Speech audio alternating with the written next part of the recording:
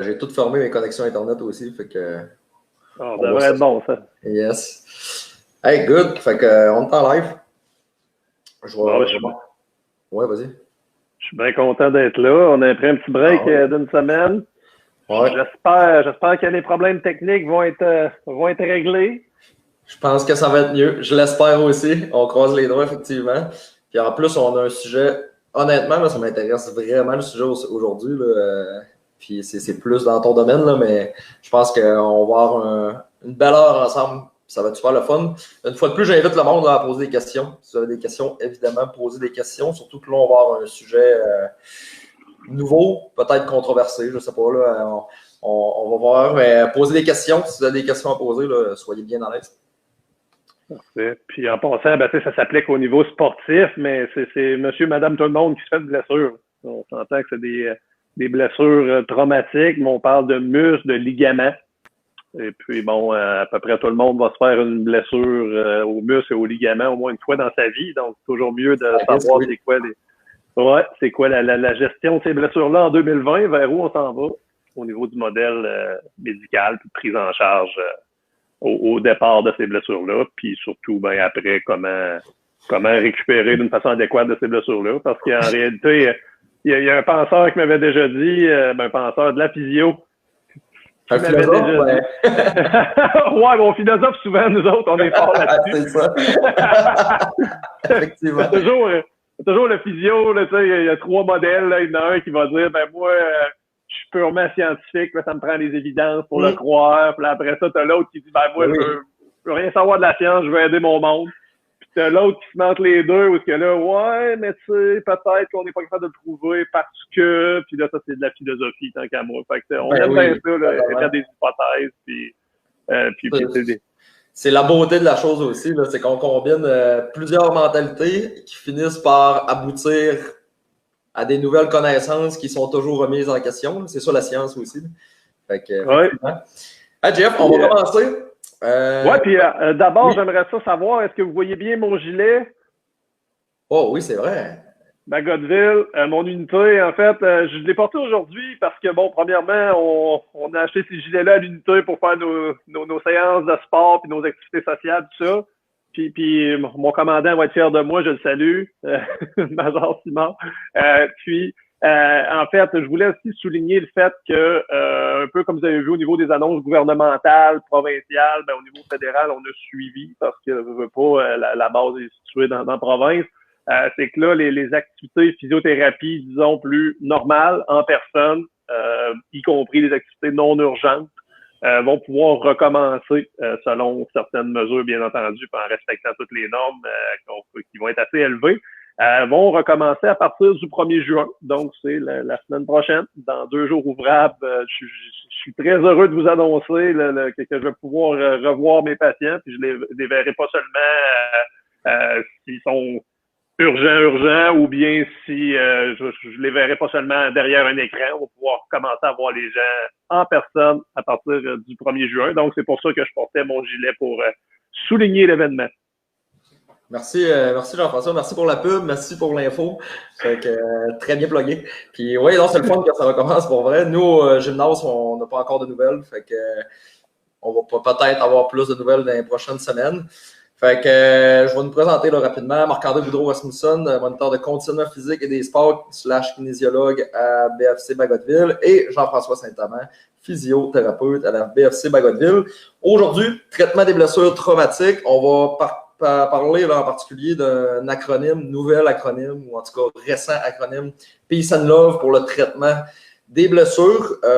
Fait qu'évidemment, ça rejoint beaucoup Jean-François avec son travail. Fait que moi, j'ai plusieurs questions. Je le rappelle, si vous avez des questions, n'hésitez pas. On va décortiquer tout ça ensemble, puis essayer d'éclairer le plus possible les gens pour le traitement des blessures. Salut Régent. Bon matin. Bonjour Régent. Fait que, un régulier, Régent, avec nous autres. Un régulier, c'est le fun. Fait que je pense que ça va être... En tout cas, moi, je suis excité, ça va être vraiment le fun. Fait que si tu peux nous faire un petit intro, là, tu sais, il y avait l'acronyme RICE avant, Jean-François. Là, j'aimerais ça savoir, tu sais, c'est quoi qui s'est passé dans les dernières années au niveau des scientifiques, puis du traitement sur le terrain aussi. Fait que fais-nous une petite introduction avec ça, s'il te plaît. Parfait, ça va être court comme d'habitude. Non. D'après moi, c'est 2 heures, ça. D'après moi, c'est 2 heures. Avec du descriptif, pas à peu près. En fait, je reviens sur ce que je disais après live. Il y a un philosophe de la physiothérapie à un moment donné qui m'avait déjà dit, puis c'est un scientifique aussi, ça donne bien, il m'avait dit, si on veut éviter les cas de douleur chronique, le meilleur traitement en réalité, c'est d'être très sérieux avec les blessures fraîches, les blessures aiguës, c'est un synonyme. En phase aiguë, il faut être très sérieux avec la gestion de cette blessure-là. Puis ça, ça limite, ça évite des cas de chronicisation. Chronicisation veut dire, votre corps interprète la douleur comme étant normale, puis elle fait partie de votre quotidien pour très longtemps après votre blessure. Ça, on veut éviter ça. Fait que là, c'est pour ça que je vous amène à la gestion d'une nouvelle blessure que vous faites, autant au niveau ligamentaire que musculaire. Bien entendu, si c'est osseux, allez au moins passer un rayon X, consulter un médecin ou un physiothérapeute qui va vous orienter dans le système de santé. Mais là, à partir du moment où j'ai une nouvelle blessure musculaire ou ligamentaire qui s'appelle par définition dans l'ordre le claquage, ça c'est pour une déchirure, un étirement qui va dans la plupart des cas produire une déchirure musculaire. C'est ça qu'on appelle un claquage. Par exemple, un sprinteur de 100 mètres qui était fatigué ou pas échauffé adéquatement, soudainement, il va arrêter de courir parce que là, il n'aime pas ce qui se passe dans son muscle de la cuisse. Ça ressemble beaucoup à un claquage. Et puis, la bonne vieille entorse ligamentaire, la plus connue, ça va être celle-là au niveau de la cheville. Je me twist la cheville en bon québécois, puis là, ça étire, déchire certains ligaments. Donc, à partir du moment où est-ce qu'on a ces blessures-là, ce qui était traditionnellement accepté, puis même encore aujourd'hui, là, ce qui est fait depuis très longtemps, là, depuis que je suis né, probablement, c'était le concept du RICE, puis après ça a évolué vers l'acronyme PRICE. C'est même, vous me corrigerez si je me trompe, ceux qui écoutent, c'est même quelque chose qui est encore enseigné en premier soin. OK? Puis là, maintenant, je vais vous expliquer c'est quoi le RICE et le PRICE. Après ça, on va y aller vers un nouveau modèle proposé récemment. Ça a été proposé par des gens de la clinique du coureur, Blaise Dubois, Jean-François Esculier, qui sont 2 physiothérapeutes. Puis Jean-François Esculier, lui, c'est un chercheur aussi. Puis ils ont publié un article à propos du nouvel acronyme Peace and Love dans le British Journal of Sport Medicine. Fait qu'on s'entend que c'est une source crédible qui a accepté le modèle. Puis moi, quand j'ai vu ce modèle-là passer, c'est quelque chose que je commençais déjà à appliquer sur mes blessures depuis 3, 4, 5 ans. Puis avec les évidences puis la science qui s'en vont vers ce modèle-là sont de plus en plus persistants. Ce que je dois vous dire ici, tout d'abord, c'est que les deux, on oppose un vieux modèle où est-ce que c'est un peu le jeu du téléphone. Tout le monde s'est répété tellement souvent ça, cette histoire-là, que là, on pense que c'est un modèle qui est complètement blindé scientifiquement. C'est pas le cas. On s'aperçoit en décortiquant qu'il n'y a pas énormément de science qui le supporte, mais néanmoins, c'est ce qui est fait d'emblée quand il y a une blessure aiguë, une nouvelle blessure. Là, on l'oppose à un modèle où est-ce qu'il y a une certaine science émergente et nouvelle qui commence à critiquer de plus en plus le vieux modèle, mais encore une fois, le nouveau modèle, vous comprendrez que, étant donné qu'il est nouveau, par définition, il n'est pas blindé scientifiquement, lui non plus. Fait que là, moi, mon devoir aujourd'hui va être de vous informer à propos des 2 modèles, vous laisser prendre certaines de vos décisions, puis commencer à voir si ça s'applique pour vous. Par contre, ce que je dois vous dire, c'est que le nouveau modèle Peace and Love, je l'endosse moi-même à 100% pour mes blessures, puis quand je l'applique avec mes patients, ça fonctionne super bien. Fait que là, aujourd'hui, mon but, c'est de premièrement vous choquer, vous bouleverser un petit peu, comme dans toute bonne phase de changement. Puis après ça, vous mettre la puce à l'oreille pour stimuler les discussions et puis voir si ça peut s'appliquer. Puis à mesure qu'il y a des évidences qui vont s'appliquer à ce nouveau modèle-là, ça va me faire plaisir de vous les transmettre. Merci pour l'introduction. Je sens que c'est un sujet qui te passionne aussi, Jean-François, ce qui est super bien. Oui, ça peut choquer. Fait que tout à fait dans le sens que c'est quoi de nouveau. Fait que poser des questions, c'est vrai. Tu sais, je parle puis c'est la beauté de la science, c'est la beauté de l'être humain aussi. C'est quand on se remet en question, on découvre de nouvelles choses. Fait que je pense qu'aujourd'hui, ça va être nouveau pour beaucoup de monde, mais très, très, très intéressant. pour avoir lu une couple d'articles, de trucs là, dans la dernière semaine sur le sujet. C'est très, très, très intéressant. Si vous voulez des références aussi, je pense, Jean-François, ça t'en as aussi beaucoup. Fait que on pourra en donner à la fin là, s'il y en a qui en veulent. Ça va faire plaisir. Si vous voulez faire un peu de lecture puis un peu d'apprentissage autonome, là, ça va faire plaisir. En passant aussi, bon matin, Joanne. Fait que merci de nous écouter. Donc, on va commencer. Fait que notre acronyme, c'est Peace and Love. Fait qu'on va commencer avec le Peace. Le P, on va y aller lettre par lettre qui représente un mot, évidemment, c'est un acronyme. Fait qu'on va comme oui, vas-y. Si tu me permets, je présenterai peut-être juste l'ancien acronyme. Ah, ok, oui, certainement. Un petit continuum, là, je voulais pas trop bouleverser ton plan de match, là, mais vas-y. Commence ça avec t'as totalement raison, on va commencer avec le price, je pense, puis le rice, puis le price. Ouais, ben en fait, je vais y aller encore une fois rapidement sur l'ancien acronyme, parce que là, on peut mettre... rapidement à la Jean-François, hein, faut on peut mettre toutes les chances de notre bord pour parler longtemps du Peace and Love, parce que c'est pour ça que les gens sont venus aujourd'hui. Donc, pour faire une révision de vos cours de premiers soins, quand j'ai une entorse de cheville aiguë, nouvelle, ce qu'on va faire, c'est une phase de protection. Donc, ça peut être, comme il nous montre en premiers soins, de mettre la selle, une certaine immobilisation, on prend des béquilles ou pas. Bon, ça c'est encore valide, parce qu'il faut arrêter pendant quelques jours au moins d'éviter de mettre du stress sur cette blessure-là. Fait que je vais vous expliquer plus tard là, dans l'acronyme Peace and Love. C'est encore valide. Après ça, le R, on parle du repos. Donc oui, ça rentre dans l'optique de la protection. Ça fait un certain sens de penser qu'il faut du repos pour commencer ton concept de guérison. Mais vous allez voir, 2020, la notion de repos est de plus en plus abordée comme on parle d'un repos relatif. Il y a pas beaucoup d'intérêt à être alité pendant une semaine complète quand je me fais une blessure. Puis, après ça, on va parler, je suis rendu au I, le ice pour la glace. La glace, moins en moins d'utilisation. Ça a été très, très, très, très, très populaire dans le passé. Moi, je me souviens, j'étais étudiant, soigneur, étudiant en phytothérapie. On allait aux pratiques du rouge et or, basketball, volleyball, puis là, on allait apprendre à peaufiner nos techniques de taping, puis tout ça. Puis après les pratiques, c'était d'emblée. C'était les sacs de glace, le cooler était rempli, on lançait des sacs de glace partout. Puis c'était un sac de glace par cheville après chaque pratique pour chaque athlète. Fait que là, on s'en va vers un modèle où il y a moins de glace. Puis après ça, le C, c'est la compression, le taping et puis toute forme de bandage élastique. On va parler de ça, c'est encore valide. Et puis l'élévation, qui est encore valide aussi. Fait que, mais là, par contre, ce que vous allez voir, c'est que c'est comme je disais, l'ancien modèle n'est pas complètement à tout jeter aux poubelles parce qu'il n'est pas en peur avec ça. C'est juste que la critique qu'il y a envers l'ancien modèle, c'est que là, on gère juste les premiers jours suivant la blessure. Mais en réalité, pour avoir tout déjà eu une blessure, qu'est-ce que je fais là après que j'ai mis ma glace, élevé ma jambe et tout ça? Il me semble que j'ai besoin d'autres indications. Là. Fait que là, vous allez voir que dans l'acronyme, le PEACE, ça représente qu'est-ce qu'on fait au début.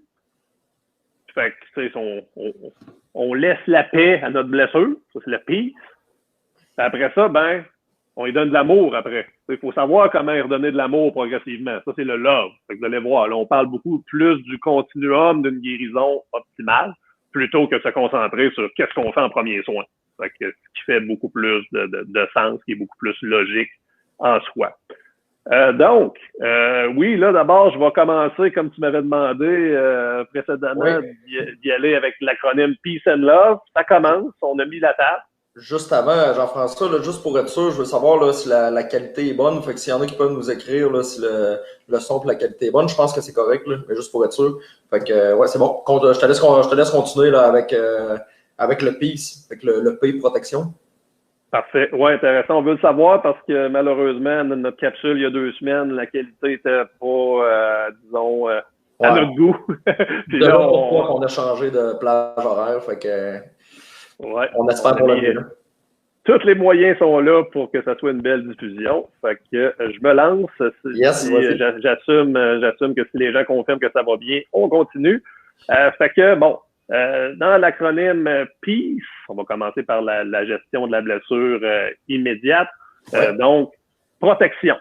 Moi, la plus belle image que je peux vous dire là, pour la protection d'une blessure, je vais souvent revenir à l'exemple d'une entorse de cheville. C'est plus facile pour tout le monde à comprendre. Si vous avez des questions pour d'autres choses, allez-y, ça va me faire plaisir, il n'y a pas de problème.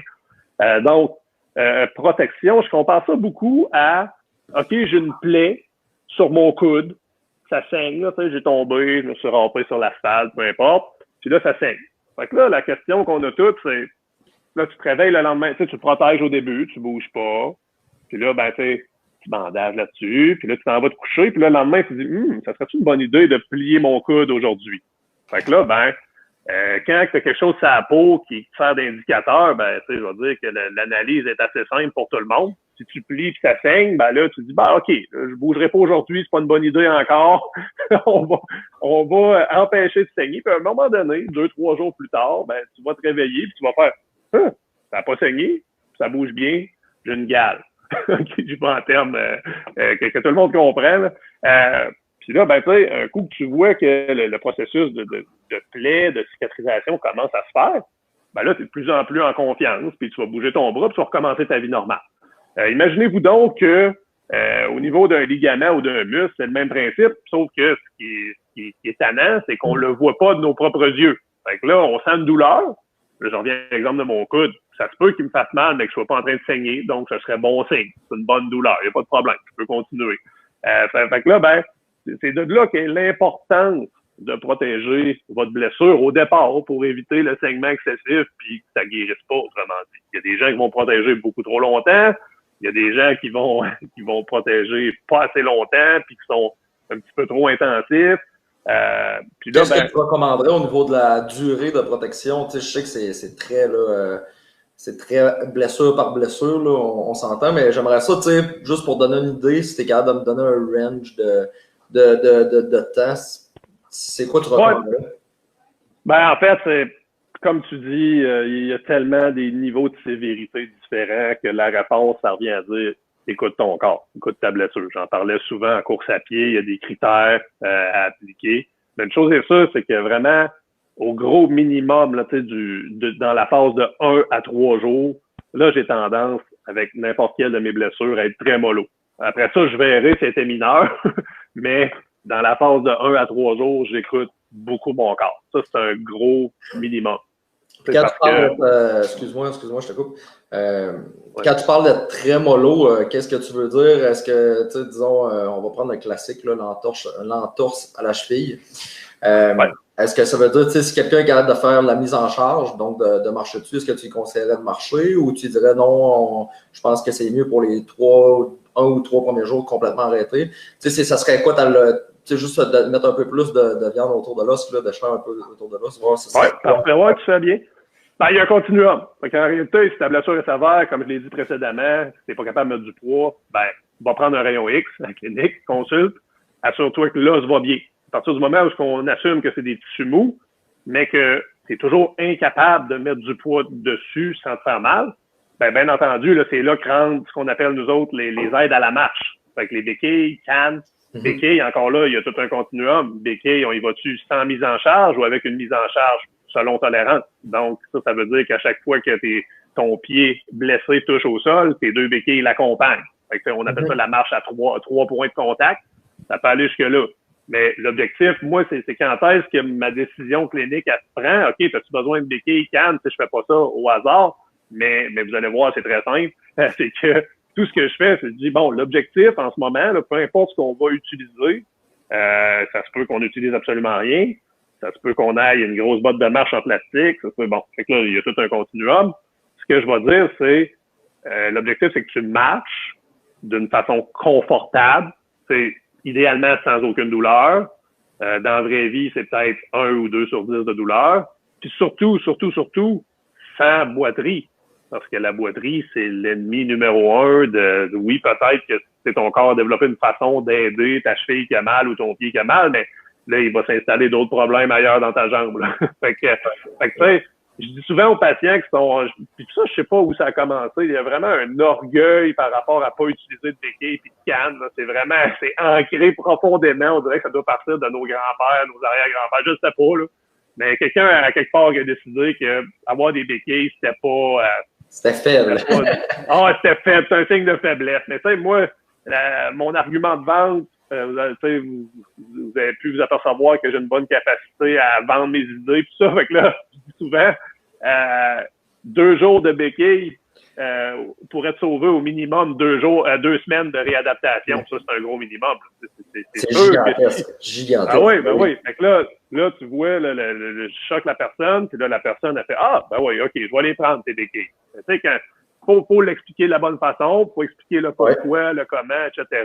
Puis ça, ben, c'est la protection. C'est la protection, pour revenir sur mon P du PIF, c'est que tu veux t'assurer que tu protèges ta plaie pour éviter les saignements internes pendant, au gros minimum, 24 à 72 heures, si ta blessure est mineure. Puis là, ben, après ça, ben, si tu as besoin de plus de suivi, ben, je présume que tu es déjà en physiothérapie, tu as consulté, puis là, on est capable de te donner tout le continuum là, pour te ramener vers une canne, puis après ça, une marche normale, puis etc. Là, on est plus dans réadaptation. Mais tu sais, blessure normale, pour répondre à ta question, 24-72 heures, je veux une marche qui est sans boiterie, qui est confortable. Si tu es en train de faire ça, mettons, je vois dans le scénario, tu t'es tourné la cheville, puis là, tu dis, OK, ça va-tu bien, ça va-tu pas bien mon affaire, je veux analyser ça un peu. Ben, premièrement, es-tu capable de mettre du poids dessus? Si t'es pas capable de mettre du poids, ben, comme j'ai dit, consulte, va éliminer la possibilité que ce soit un os.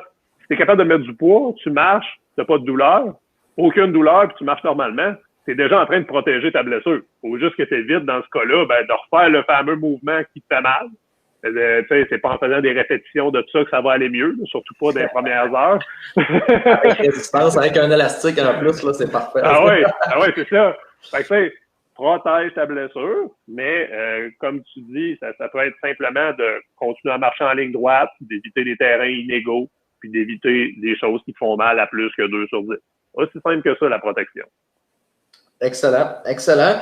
Puis on poursuit avec, c'est un très bon résumé, on passe puis je pense que c'est une partie importante aussi, souvent négligée, là, surtout quand on parle, tu parlais de ne pas prendre de béquilles, souvent ça arrive, puis c'est drôle, j'ai l'impression que ça arrive encore plus chez les sportifs, là. C'est justement, c'est peut-être l'orgueil, le fait de vouloir performer, puis aussi,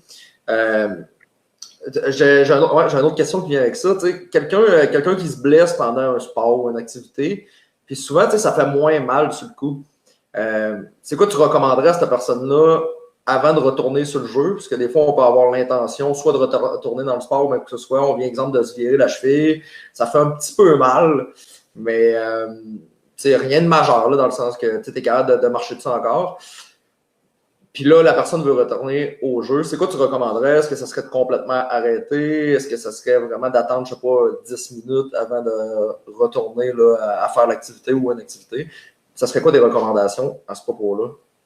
Ouais, juste pour préciser ta question, je sais pas si tu parles d'une blessure, tu sais, limite blessure, on sait même pas si c'est une blessure encore, puis là, on décide de retourner faire la partie des coquilles qu'on est en train de faire. Okay, dans l'immédiat. Parce que ça arrive quand même souvent, je pense, là.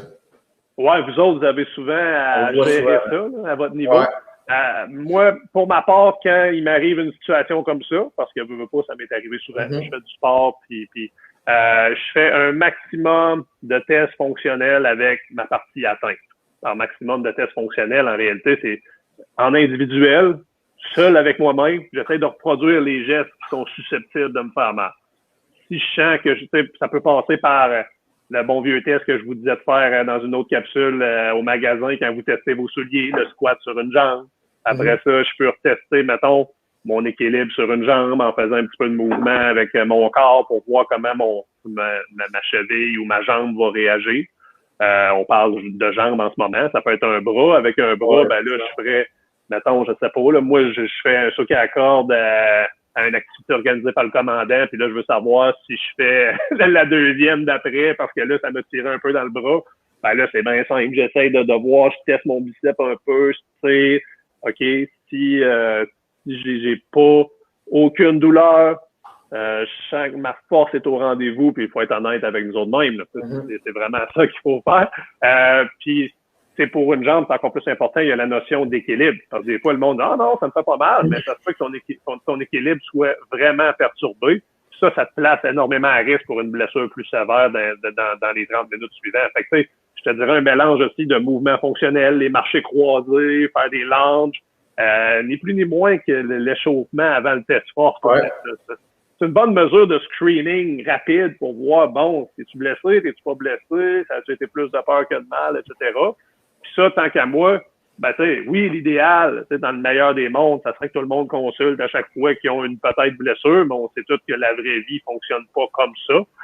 Donc, laissez-moi au moins vous proposer un modèle robuste d'auto-screening que vous êtes capable de vous faire pour dire, bon, je retourne ça à l'activité ou bien là, non, je vais consulter puis je vais appliquer mon peace and love puis après ça, je vais consulter. Il est rendu là, tu sais, pour la clientèle militaire, surtout quand c'est des classes, exemple avec nous, ou des projets avec nous, là, c'est assez plus facile, là, parce que nous, on peut faire un peu les guider dans ce screening-là, là. Fait que, non, c'était ça ma question, parce que souvent, tu sais, aussi, quand tu as une blessure, on va reprendre notre bonne vieille entorse à la cheville. Sur le coup, tu as mal, mais tu sais, c'est moyen. Puis là, tu te lèves le lendemain, puis finalement, c'était comme, c'est enflé, finalement. Tu sais, c'est pas ce que je pensais. Laisse-moi dire, la plupart du temps, quand ça arrive, ça va arriver chez une personne qui n'a pas pris la peine de se faire un screening à fond. Ouais. Puis il dit, ben là, tu es décaqué, par exemple. Là, tu tourné la cheville.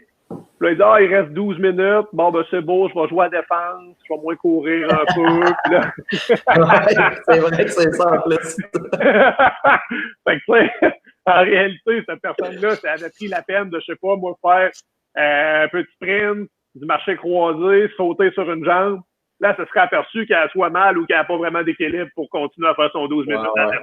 Fait que là, ça, c'est ces histoires-là que le lendemain, là, ça fait OK, puis ça fait mal. Puis, fait que, non, si tu prends la peine de faire tes devoirs sur le moment, 99,9% du temps, tu vas dépister un petit quelque chose qui cloche, qui fait que là, si tu avais arrêté tout de suite, tu n'aurais peut-être pas eu cette réaction-là le lendemain matin.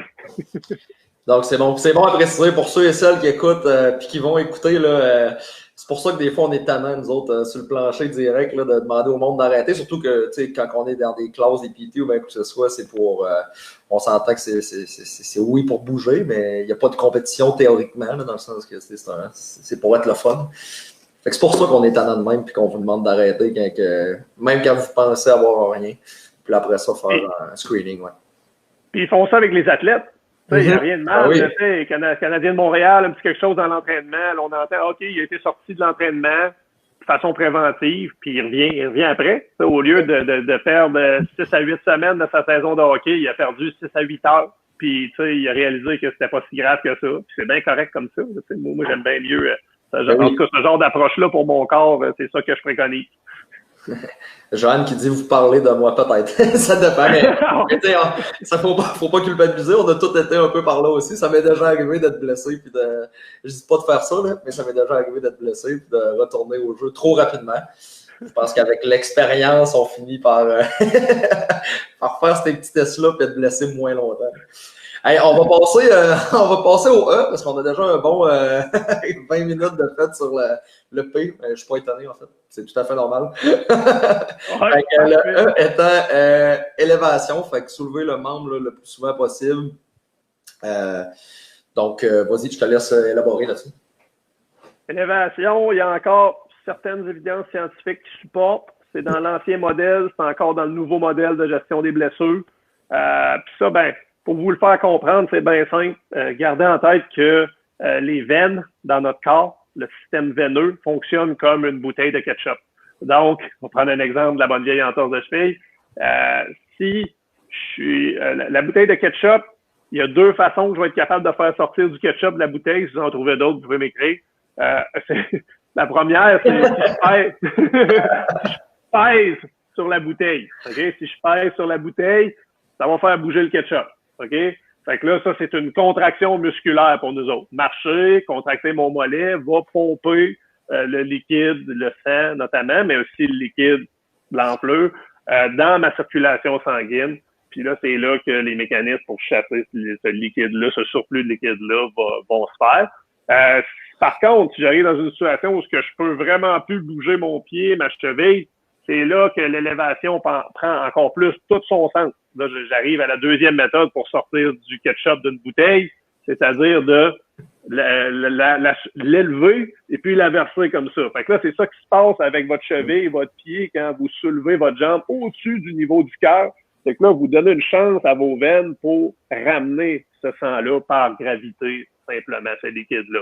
Fait que là, bien entendu, les gens qui sont plus capables de faire de mise en charge, qui bougent beaucoup moins leurs blessures, ben oui, on a tout intérêt parce que là, ce que ça évite en réalité, c'est que le pied, la cheville soit gorgé de liquide, ça va amener plein d'autres problèmes que je vais mentionner plus tard avec les autres lettres de l'acronyme. Est-ce que ça a été prouvé scientifiquement que l'élévation, ça diminue l'enflure, puis ça diminue justement que la cheville soit trop grosse, ou c'est un peu une théorie comme le Rice ou le Price qui est oui, fondé, mais pas à 100%. Est-ce qu'on a vraiment de quoi de fondé solide ou c'est plus des suppositions? Non, il y a une certaine science en arrière de ça. Moi, au niveau de la clinique, je te dirais, du moins, ça n'a pas été contredit par la science, donc c'est encore valide. On peut prendre ça pour acquis. Moi, au niveau clinique, je te dirais, quand on l'accompagne de petits mouvements de pompage musculaire, justement, qui sont pas trop douloureux, souvent, accompagnés de l'élévation, ça a tendance à être plus efficace aussi. Fait que c'est vraiment une combinaison des deux qui va drainer ton fluide, du moins activer ta circulation sanguine. Il y a personne qui a intérêt à plus bouger une jambe pendant une semaine, puis ça va être froid, puis tu sais, on s'entend là que 24 heures par jour, la jambe élevée. On voit tout de suite l'image, là, fait que ça, puis la nuit, il n'y a rien de mal justement à surélever la jambe au-dessus du niveau du cœur. On peut mettre plein d'oreillers, puis ça, puis s'assurer que, surtout ceux-là que le matin, s'aperçoivent que ouf, juste de marcher là-dessus, les premiers pas sont plus difficiles, ben, on a tout intérêt à surélever la jambe. Tu peux parler un petit peu, Marc-André, je t'écoute. Je vais juste m'éloigner de l'écran, puis je reviens dans 30 secondes. J'ai un petit problème technique, je reviens. Oui, c'est bon. C'est bon parce que Mathieu, en plus, dit que je suis un mauvais exemple. Je me souviens de toi au soccer à passer, effectivement. Fait que c'est pour ça que je dis là-dessus. Là, je fais beaucoup plus attention. Mais là, on était. Ça a été l'orgueil qui a parlé finalement à ce moment-là. On était en série, en fait, ou proche des séries. Là. Puis, je m'étais blessé à la hanche. Là. Ça a duré longtemps finalement. Là, là je suis guéri, là, mais ça a probablement pris 6 mois là, avant de. C'était une blessure, je pense, quand même mineure. Puis finalement, probablement, j'ai arrêté le match à ce moment-là, mais j'ai rejoué le lendemain ou le surlendemain. Puis là, j'ai pas fait ce qu'on est en train de parler. Puis j'en ai payé le prix parce que ça m'a même causé probablement une partie des douleurs au dos. Puis là c'est guéri, là, mais j'étais vraiment tendu là, d'un côté de ma côté gauche, ma jambe gauche. Bref. Donc, fait qu'on apprend de tout ça. C'est super bien. Ma question pour l'élévation. Y a-t-il un temps limite que tu recommanderais pour élever le membre? Là, on reprend notre classique. Là, on va rester avec cet exemple-là, je pense, tout le long. On est parti là-dessus. Là.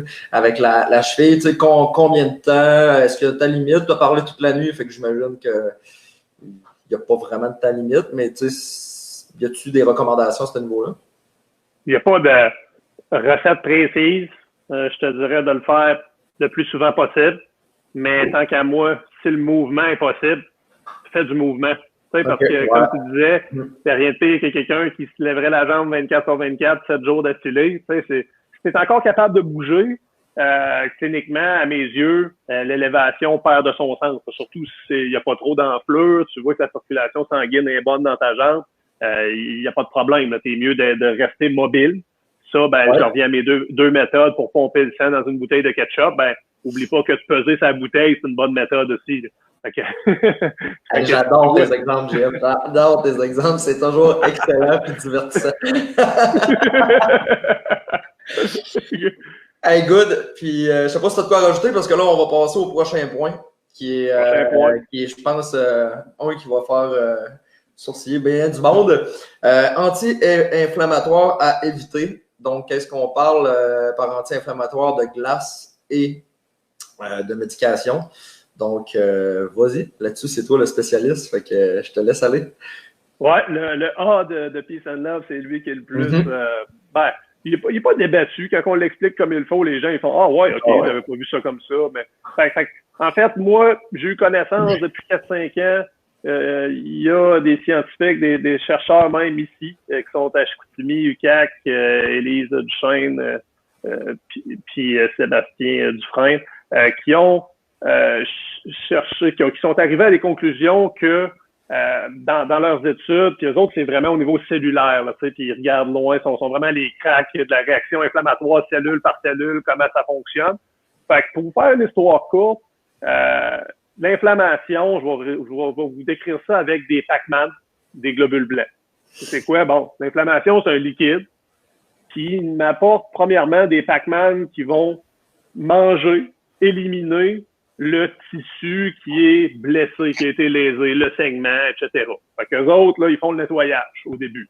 Ça, c'est le début de mon inflammation.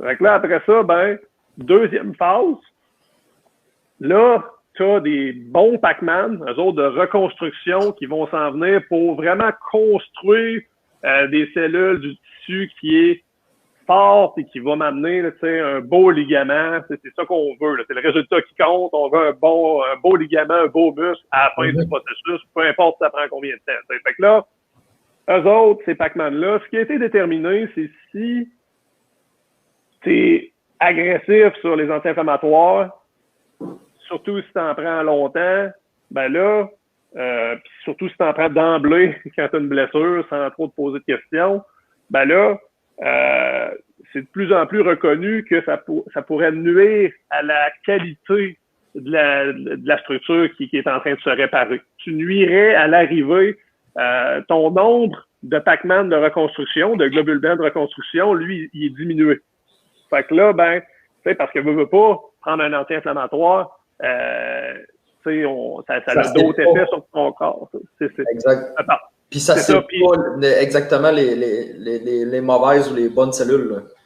C'est ça. Il n'y a aucun fit. C'est pas sélectif. Fait que là, puis même la plus belle preuve, c'est que vous avez peut-être déjà, selon votre âge, expérimenté, je prends des anti-inflammatoires, puis soudainement, après quelques jours, je commence à avoir des brûlements d'estomac. Ben ça, c'est un bel exemple du fait que l'anti-inflammatoire, il est pas sélectif sur la cellule dans ta cheville que tu vas aller vraiment chercher. Fait que là, tout ça pour dire que pour vous garder ça simple puis pas m'enfarger des détails cellulaires, tu veux, en fait, avec l'inflammation, tu veux la contrôler. Tu veux pas la tuer totalement parce qu'il y a des méchants bons agents de guérison dans ta réaction inflammatoire. Super bon. Tu veux aussi garder en tête que la réaction inflammatoire, selon les récentes études, ça dure 3 jours. OK? Pas plus que ça. Fait que, par exemple, ça peut être débattu, là, moi, dans le temps, puis tu sais, j'ai pardonné au médecin qui me prescrit ça, là, ça fait 20 ans. J'avais mal au bas du dos, région lombaire, puis la prescription, ça a été 30 jours d'anti-inflammatoire. Okay? J'étais quand même jeune, mais je vous jure que j'ai eu vraiment des brûlements d'estomac, mais je m'acharnais à les prendre, puis là, je me faisais, bon, prends-les en mangeant, etc. Premièrement, ben, ça n'a pas réglé ma douleur au dos, parce que, veux pas, j'étais passé mes 3 premiers jours de ma blessure aiguë, ma blessure fraîche, donc c'était probablement plus des cellules, c'était probablement plus une réaction inflammatoire qui me causait ma douleur, parce qu'il y a bien d'autres choses dans le corps qui peuvent causer de la douleur que de l'inflammation. Puis en plus, ben, c'est ça, j'avais eu des petits problèmes d'estomac. Fait que là, ben, si je suis pas en train de dire de plus jamais prendre d'anti-inflammatoire ou d'en vouloir à votre médecin si vous en prescrit, si ça va être prescrit dans le contexte actuel, selon les experts en la matière, on parle de courte prescription. C'est vraiment là, 3, 4, 5 jours. Ben, eux autres sont vraiment plus vers le 3 jours. Puis vraiment, il faut se questionner aussi sur la nécessité d'en prendre.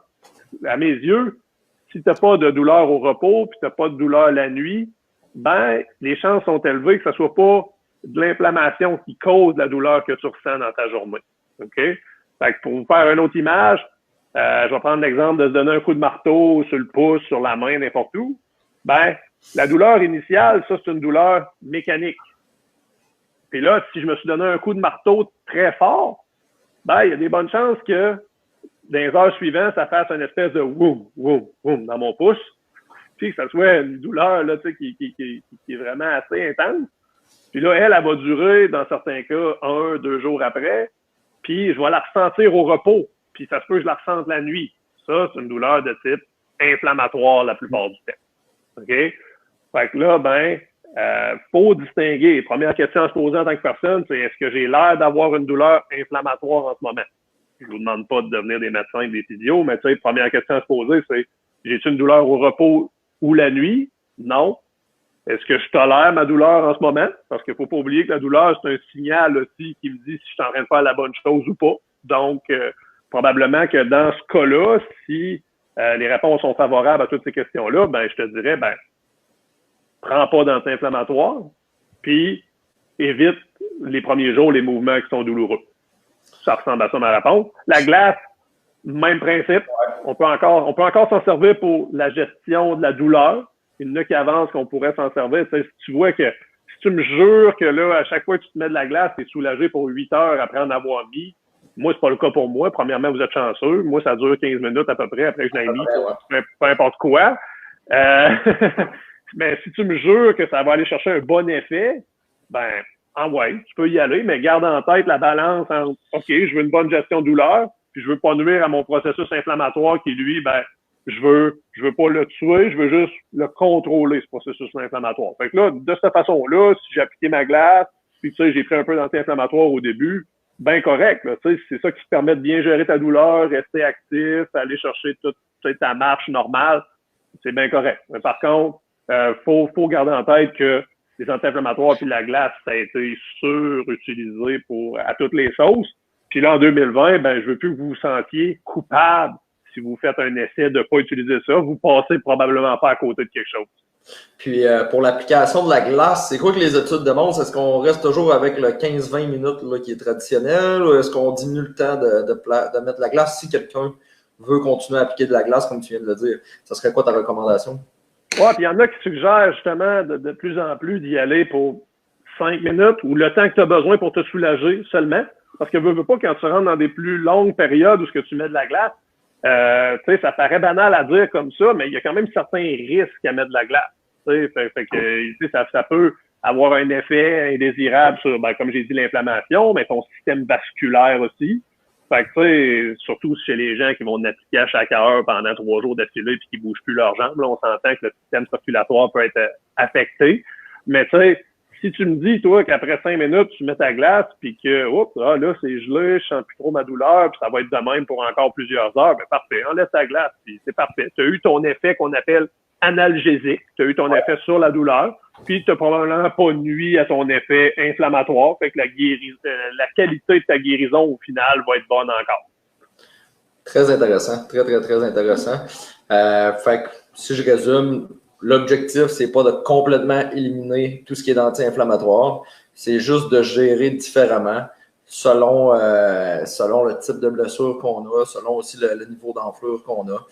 Fait que c'est ça. Puis tu sais, peut-être pour rassurer le monde ou quoi que ce soit, là, disons quelqu'un dit « Ah, moi, je vais prendre mes anti-inflammatoires quand même. » Tu sais, ça serait quoi une période là, qui... Je sais que c'est dur à dire, là, tu peux pas vraiment faire de recommandations là, mais tu sais, ça serait quoi, t'en prends directement après ta blessure, puis après ça, on essaie d'éliminer complètement, ou on pourrait dire un 24 heures, 48 heures? Oui, en fait, je reviens à l'exemple de ce qui se passe, qui est visible. Tu sais, la plaie sur ma peau, mon coup de marteau, etc. Tu sais, si t'es rendu 1 an après ton coup de marteau, et que là, toi, tu te dis, je vais prendre des anti-inflammatoires pendant 2 semaines pour voir si ça va m'aider, je t'annonce que les chances que ça aide ta douleur sont quasi nulles parce que la phase inflammatoire du début est passée. Tu sais, la guérison, les 3 premiers jours, on voit que la plaie commence à se refermer. Bon, fait que tu sais, c'est à peu près, c'est cette logique-là que je veux amener les gens à penser, réfléchir. Fait que oui, pour répondre à ta question, 3 premiers jours suivant ta blessure fraîche, ta nouvelle blessure, là, la première fois, là, oui, tu peux considérer encore prendre des anti-inflammatoires de la glace, puis les évidences nous amènent vers en as-tu vraiment besoin? Sinon, c'est le moins possible. Tu peux t'abstenir carrément. Là, dans le A du PEACE, de l'acronyme, c'est avoid éviter les anti-inflammatoires, c'est la glace. Exactement. OK, super. Je pense que ça fait le tour là, pour la glace. Le prochain, compression, fait que bandage, quoi que ce soit pour diminuer l'enflure. Très intéressant aussi. Fait que je te laisse y aller pour ça. Oui, en fait, quand on prend l'exemple, surtout s'il y a de l'enflure, bien entendu, c'est là que la compression va prendre tout son sens.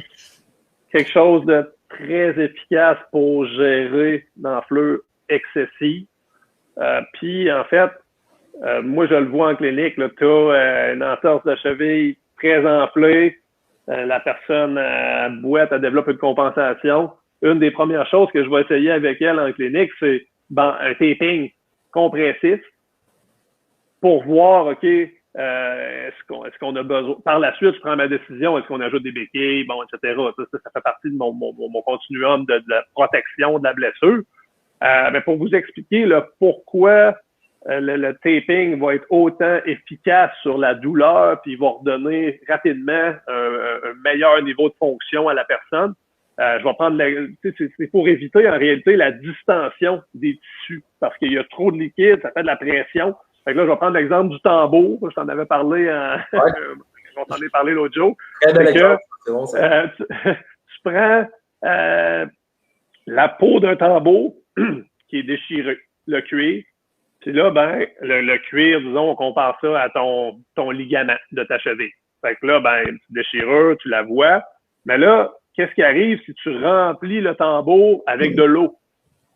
Là, veux pas, ta peau va être en distension comme ça. Puis là, ça va causer une douleur, là, parce que dans ton ligament, il y a des récepteurs mécaniques qui disent « Aïe, j'aime pas ça me faire retirer parce que je viens juste de me faire retirer quand la cheville a tourné. » Fait que là, bien entendu, très douloureux. Puis là, si tu essaies de marcher, puis là, c'est gorgé de liquide, ça fonctionnera pas. Fait que là, qu'est-ce que tu fais? Avec la compression, ça peut être autant un taping qu'un bandage élastique, que des fois, ça va même vers des bas compressifs. C'est sûr que vous allez dans toutes ces affaires-là de compression, faites-vous conseiller, OK? Essayez pas d'improviser. Il y a des histoires d'horreur quand la compression est mal faite. Fait que là, je pourrais pas vous donner toutes les recettes maison, là, mais tu sais, consultez. Aussitôt que vous voyez qu'un ampleur significative, vous auriez intérêt à faire de la compression là-dessus, même des chevillères lassables, il y a plein d'affaires, là. Consultez-nous, on va vous conseiller, ça va nous faire plaisir. Puis là, l'effet, pour revenir à mon histoire de tambour qui est plein d'eau, c'est que là, c'est comme si tu en vas mettre un gros livre, un dictionnaire sur le cuir de ton tambour. Puis là, ça repousse l'eau dans ta circulation sanguine. Puis ton ligament, la peau ici, elle a un break. Elle n'est pas tout le temps en train de s'étirer puis elle n'est pas en douleur. Est-ce que si on ne fait pas ça, exemple, je reprends, en fait, ton exemple est parfait, là, pour vrai, ça image vraiment bien, là, c'est quoi?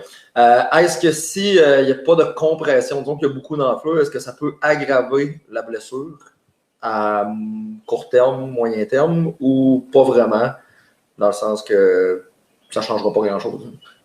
Ah oui, moi je te dirais cliniquement, absolument. En fait, j'en reviens dans des cas d'enflure avec boiterie, puis une bonne douleur, puis bon, etc., etc.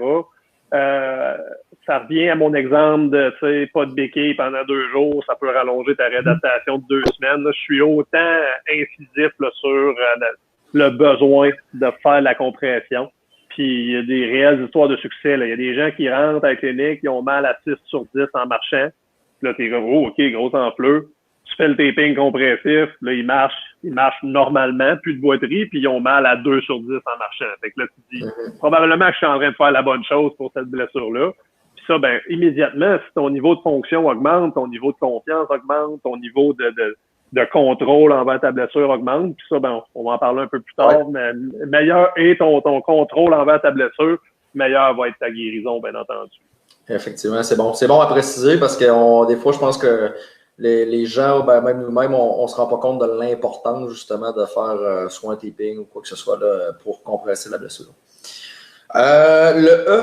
Le E, éducation dans le PIS. Fait que enseigner aux gens là, comment justement traiter leurs blessures, comment avancer leur traitement aussi. Donc, je te laisse argumenter là-dessus, élaborer là-dessus. Ouais, l'éducation, ça revient à, en fait, super important, puis je parle pas de Dr. Google, vraiment d'aller chercher les bons conseils par rapport à notre blessure. C'est surtout d'éviter la pensée magique de OK, je viens de me faire une entorse de cheville, ça me fait mal. Replace-moi ça, craque-moi ça, je vais retourner jouer à 4 heures. C'est pas comme ça que ça fonctionne. C'est vrai, le pire. Reste que c'est vrai. C'est pas mal ça que j'ai fait l'année passée aussi quand je me suis blessé. Non, c'est correct. Ça, on est souvent dans ce déni-là, la pensée magique, puis en réalité, il faut être réaliste.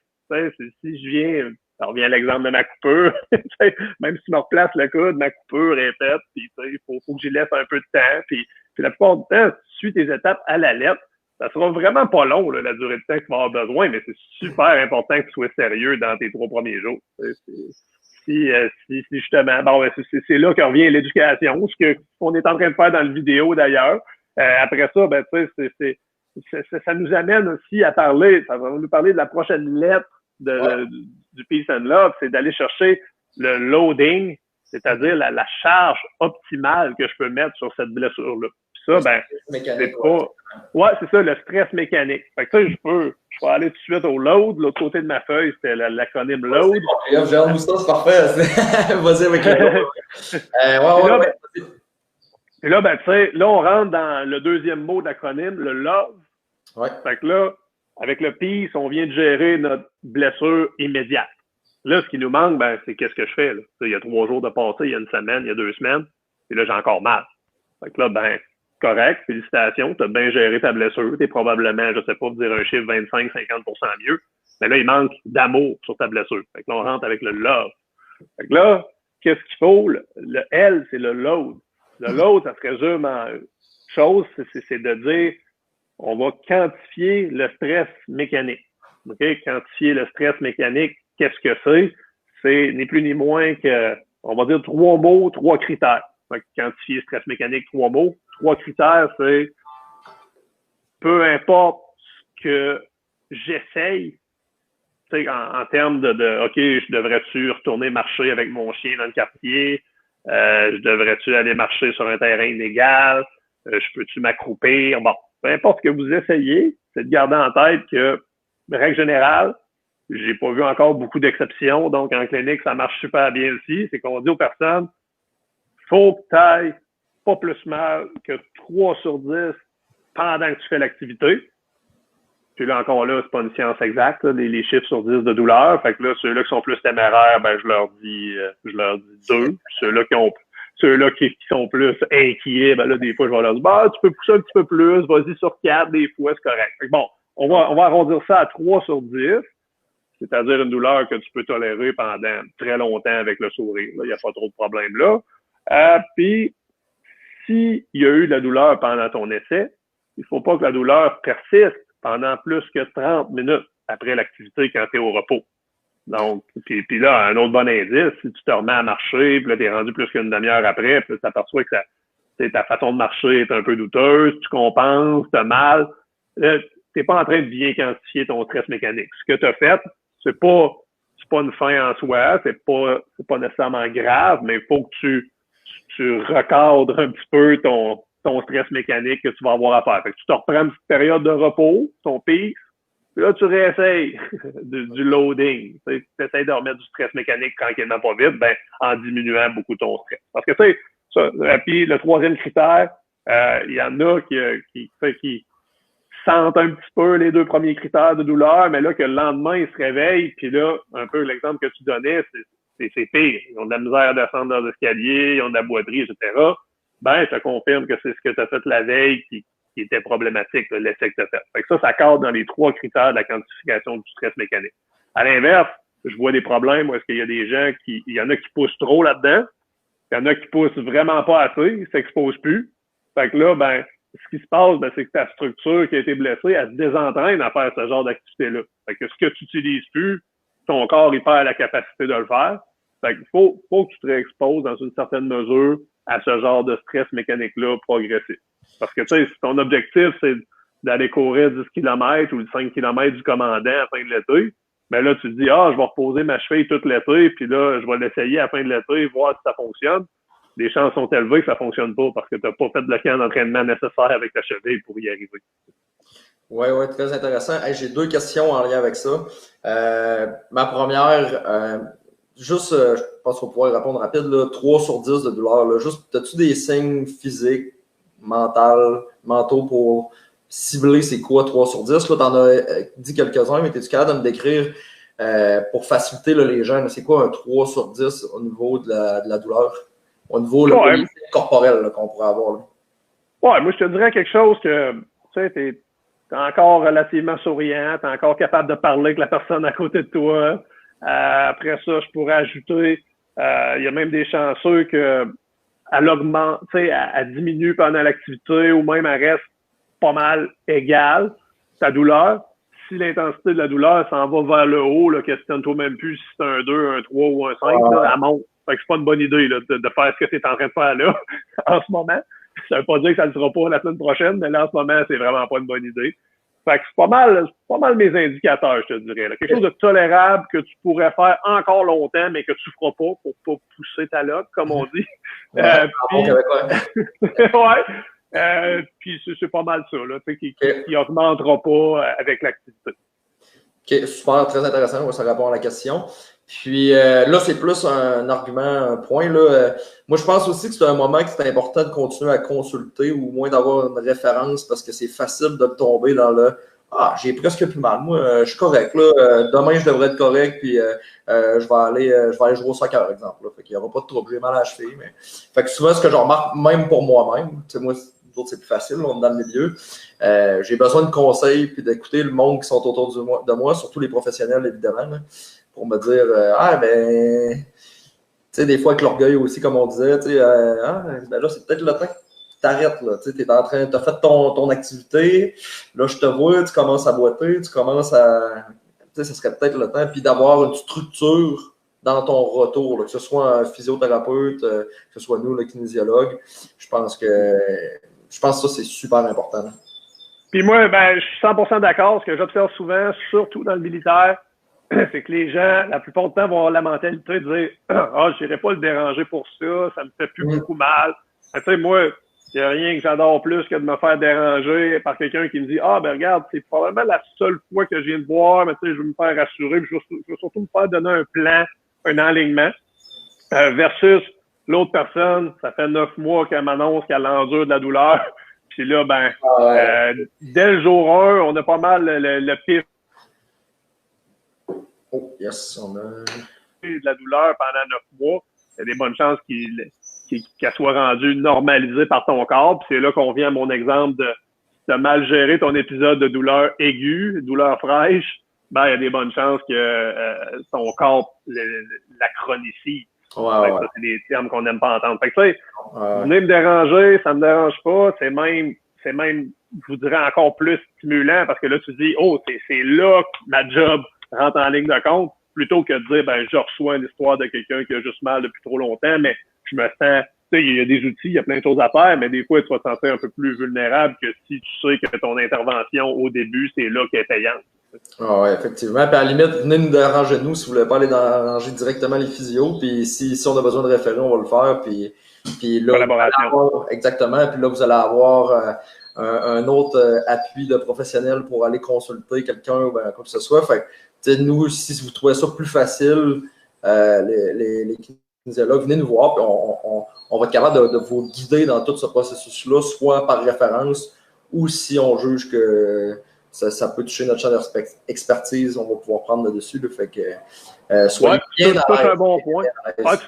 Tu touches un bon point. Je trouve qu'on collabore très, très bien à Bagotville de ce côté-là. Aussitôt que ça dépasse notre champ d'expertise, ben on demande à un collègue d'aider. Fait que, tu sais, Marc-André, après ça, moi, en physio, là, je réalise, oh non, t'as peu, il y a quelque chose qu'il faut que je fasse vérifier par le médecin. C'est mon devoir, c'est ma responsabilité en réalité. Si ça dépasse ma limite, puis je vois que c'est pas dans mon champ d'expertise, de vous faire voir le médecin. Oui. Donc, c'est comme ça que ça fonctionne à Bagotville, en équipe, puis je suis bien content de ça. Tout à fait. Fait que soyez bien à l'aise à le faire. Le haut, très intéressant, très intéressant. Optimiste.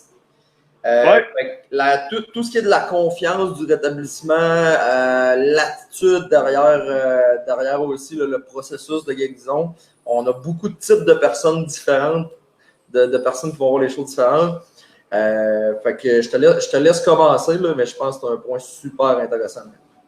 Ben, c'est qu'en fait, dans le continuum Peace and Love, maintenant, le haut, on ajoute la notion, on réalise une fois pour toutes, on l'officialise que le mental d'une personne peut jouer pour beaucoup sur sa réadaptation. Puis ça, ben, c'est rendu indéniable en 2020. Il y a même un physio à un moment donné qui m'avait parlé d'une étude quand même simple, mais frappante, où est-ce que t'as quelqu'un, le chercheur s'installait à la sortie du bureau d'un médecin, d'un cabinet professionnel à tout le moins, puis le patient sortait, puis là, le chercheur, il demandait, bon, OK, les personnes étaient consentantes, puis là, il disait, bon, combien de temps ça va te prendre, tu penses, récupérer de ta blessure? Là, le patient disait un chiffre. Après ça, le chercheur redemandait les mêmes choses aux médecins, les mêmes questions.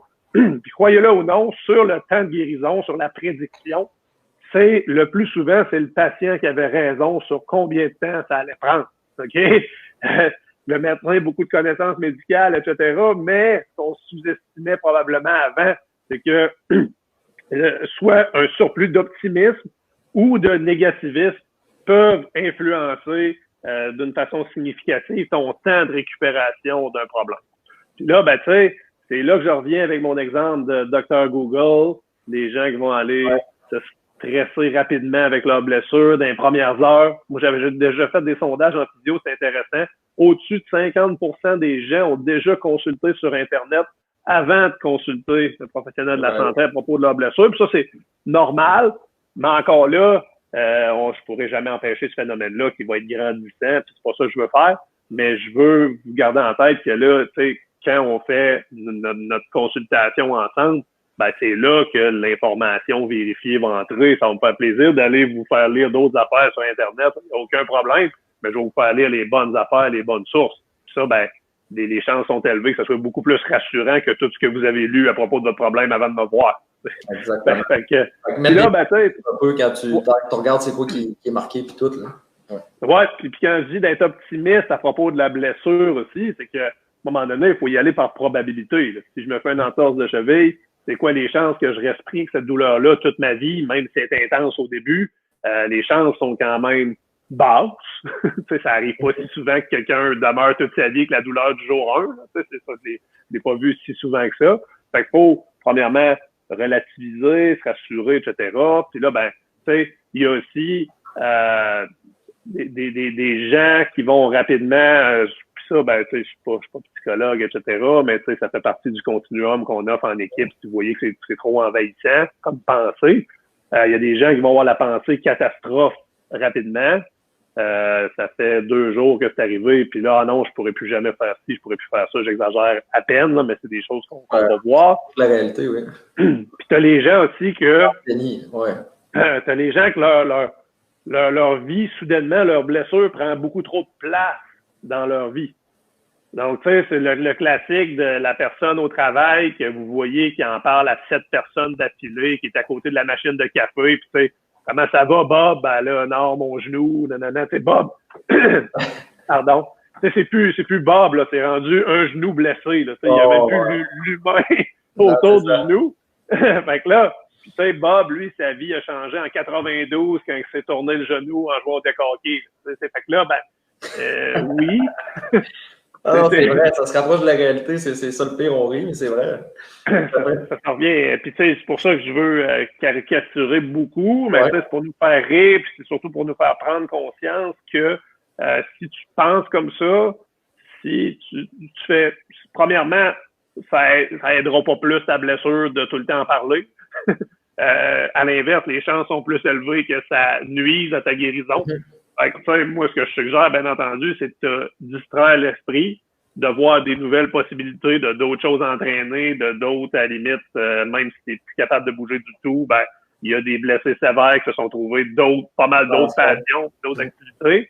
Fait que, c'est tout ça pour dire que c'est en conservant un certain optimisme, puis surtout en te visualisant les journées qui vont être meilleures, puis en t'imaginant de refaire les activités que tu aimes éventuellement, mais tu sais, pas en envahissant tes pensées. Quelque part là, dans un petit tiroir, continuer à te distraire puis à t'occuper avec d'autres choses, puis t'impliquer dans ton plan de réadaptation. Et là, à un moment donné, ça, c'est un cocktail qui est plus voué au succès que tout l'inverse que j'ai mentionné précédemment. Totalement d'accord. Puis ça, je pense que c'est un point là, extrêmement important. Puis de là aussi, là, qui m'amène à un autre point, c'est de varier ses activités. Puis, tu sais, d'un point de vue sportif aussi, là. D'un point de vue sportif, fait exemple, tu te blesses au bras, tu joues au baseball, ben peut-être tu peux plus jouer au baseball, mais tu peux quand même aller faire d'autres activités, tout dépendant de la blessure. Exemple, je sais pas moi, de la randonnée ou quoi que ce soit, ou whatever. Même affaire si tu te blesses une cheville, notre exemple. Tu sais, si tu as d'autres activités comme le kayak ou quelque chose qui va utiliser plus le haut de ton corps puis qu'il n'y a pas de dommages à ta blessure. Fait pour ça que moi, je suis un amateur du multisport, du multi-activité, d'essayer plein de choses. Puis le but, c'est pas de performer, là, juste de faire des découvertes.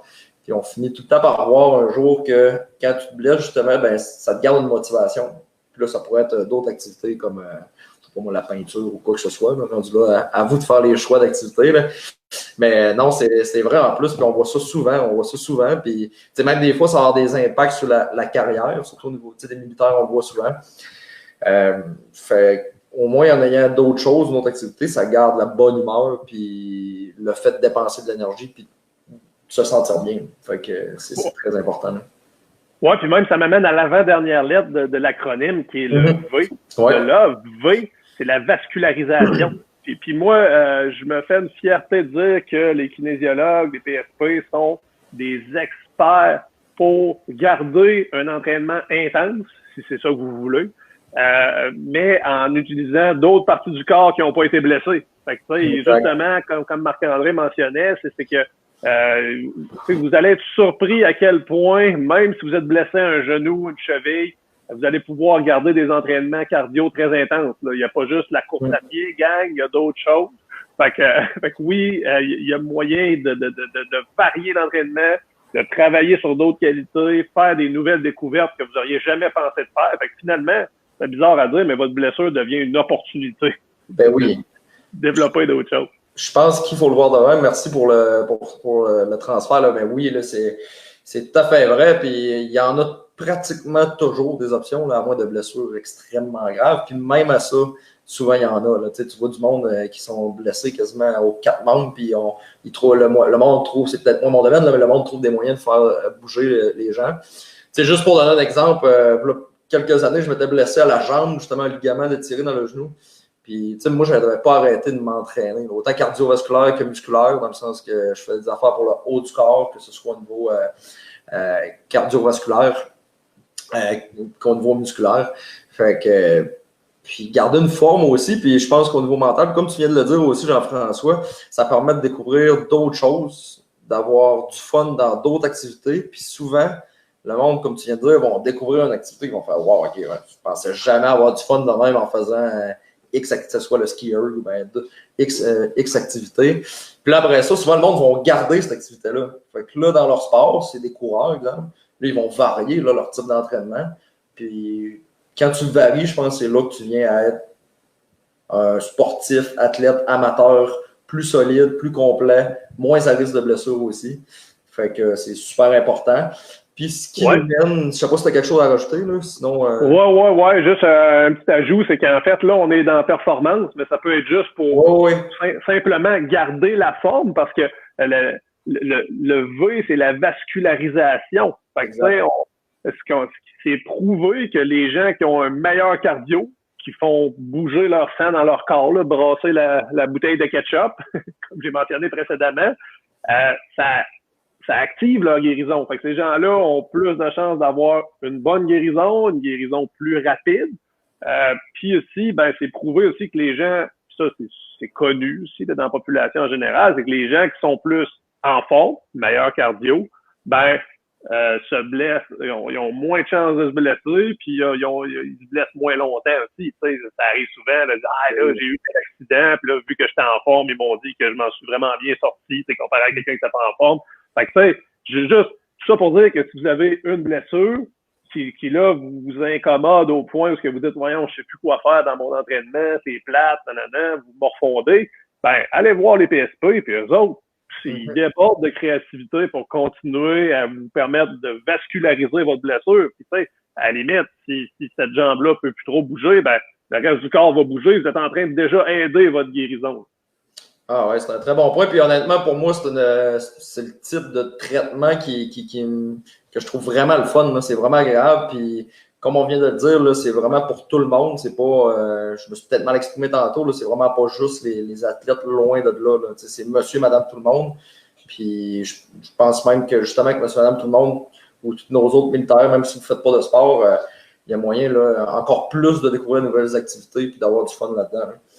Donc, ce qui nous mène vers notre E de l'OB, qui est exercice. Fait que ça, je pense, c'est un petit peu plus tard dans le traitement. Là, c'est oui, encore de la variété qu'on a parlé, mais au niveau de retrouver de la mobilité, de la force, de la proprioception pour l'exercice. On peut le voir souvent là, dans les classes de physio que vous faites le jeudi. Ouais, ben puis moi, je vois ça à cheval aussi entre la physiothérapie qui va s'occuper, bien entendu, plus de l'articulation ou du membre, de la jambe blessée. Puis aussi, ça peut être en parallèle, tu continues à faire des exercices avec les autres parties de ton corps qui peuvent continuer à en faire. Ça revient pour la vascularisation, mais aussi la musculation, ça va être important. Puis après une blessure, ben faut garder en tête qu'on peut avoir soit perdu de la mobilité, de l'équilibre ou même de la force. Fait que ça, c'est important. Si on a le moindre doute là-dessus, c'est de consulter, de faire tester ces aspects-là. Parce que je me souviens, dans le temps que je travaillais à Valcartier comme lieutenant, capitaine, physio en uniforme, il y a un chercheur qui était là-bas puis qui a déterminé dans une de ses études avec des militaires que le plus gros facteur de risque pour avoir une grosse entorse de cheville sévère, significative, c'est d'en avoir eu une petite, une mineure dans l'année précédente. Donc, qu'est-ce que ça vient nous dire, ça? Ben, ça vient nous dire qu'il y avait probablement un des aspects équilibre, force, mobilité qui n'avait pas été adressé adéquatement. Puis ça nous expose énormément pour une grosse blessure par la suite. Donc, le message que je veux vous lancer, c'est si vous avez une blessure mineure, mais que vous avez encore le moindre doute dans ces aspects-là, ben, venez nous consulter. On va vous éviter possiblement d'avoir une blessure majeure. Ben oui, excellent point. Puis souvent, justement, c'est pas de négliger aussi le transfert. Exemple, vous êtes avec Jean-François, il va vous guérir jusqu'à 90-95% pour récupérer. Puis après ça, il y a encore un travail qui est à faire pour éviter justement ces blessures-là, qui va soit être notre job ou là, il y a Zoé aussi en reconditionnement physique, quoi que ce soit, peu importe c'est qui rendu là. Nous, on travaille toujours en équipe. Là. Souvent, à chaque semaine, je parle de Jean-François, ça pourrait être Audrey ou les autres physiothérapeutes. Je reçois un courriel, OK, bon, telle blessure, telle affaire, j'ai fait telle affaire pendant les dernières semaines, je suis rendu là. Même souvent, Jean-François va me parler de lui, comment il voit ça avec les exercices et tout. Puis moi, je vais mettre ça à ma sauce, puis on fait un suivi, puis on va continuer à se parler de la personne, du client pour son suivi. Fait que c'est hyper important après ça, comme tu viens de le mentionner. Puis peut-être même venir encore plus fort, plus stable, plus mobile que tu l'étais avant ta blessure pour prévenir presque il n'y a jamais de chiffre 100%, là, mais prévenir beaucoup là, le risque de blessure plus grave. Oui, l'important, c'est d'avoir un pont adéquat entre la clinique et le gym. C'est vraiment là, la plupart du temps, que la faille va être quand c'est pas adressé, disons, d'une façon adéquate. Fait que, puis quand c'est bien fait, là, qu'on a un pont puis un beau système de communication comme on a en ce moment à Bagotville, ben, il y a des gens, puis ça, j'ai régulièrement des témoignages. Puis comment ça a été ton test force cette année? On est vers la fin, je suis sur le bord de fermer leur dossier, je leur pose des questions. Ils me disent, ben, tu sais quoi, ça a été mon meilleur avis. Fait que là, ben, non seulement on a une conclusion heureuse à une blessure, tu sais, qu'on a enlevé toutes les préconceptions qu'on allait être pris avec ça toute notre vie, mais on a une meilleure forme physique de l'humain autour de l'articulation qui a été blessée. Fait que c'est merveilleux. Fait que c'est là que prend tout son sens avec l'acronyme Peace and Love. Autrement dit, ouais, est-ce qu'on fait plus juste gérer le ligament qui est blessé ou le pied qui est blessé, mais on gère tout l'humain dans son ensemble autour de la blessure. Exactement. Puis ouais, totalement d'accord. On voit souvent ça. Puis en plus pour nous, c'est super gratifiant aussi. Là. Fait que je parle de toute l'équipe qu'on a travaillé sur la réadaptation de la blessure. C'est tout le fun de voir quelqu'un qui est rendu mieux que ce qu'il était, puis peut-être même il a pris le goût de bouger plus, puis de faire de l'activité physique. Fait que si on voit ça à long terme, ben peut-être que cette blessure-là, ça va l'avoir amené à bouger régulièrement, puis à éviter, là, j'extrapole, là, mais à éviter d'autres blessures ou d'autres des maladies cardiovasculaires, etc. là, à long terme. Là. Fait que même si au début, une blessure, c'est négatif, ou on le perçoit négativement, c'est plus ça, ben, à long terme, il y a quand même beaucoup de points positifs quand on fait bien les choses, puis qu'on ne répète pas. Là. Exactement. Il ne faut jamais oublier que dans certaines tranches d'âge, ben, les blessures, quand elles ne sont pas prises sérieusement avec ce genre d'acronyme-là, Peace and Love, ben, c'est là que vont entrer plus rapidement les problèmes métaboliques. Fait qu'autrement dit, par problème métabolique, c'est pas si rare que ça là, dans la population de voir quelqu'un de 50 ans qui se fait une grosse entorse de cheville. Puis là, oups, soudainement, 1 an plus tard, ben, il y a 20 livres de plus, il fait du cholestérol, la tension artérielle, les problèmes métaboliques sont embarqués. Fait que, c'est là que, ça a l'air banal, OK, on change le rice pour peace and love, mais le message est plus global que ça. Là. Le message dit, si vous prenez soin de vos blessures et de votre corps, ben, il y a des bonnes chances que ça vous apporte pas d'autres problèmes connexes. Exact.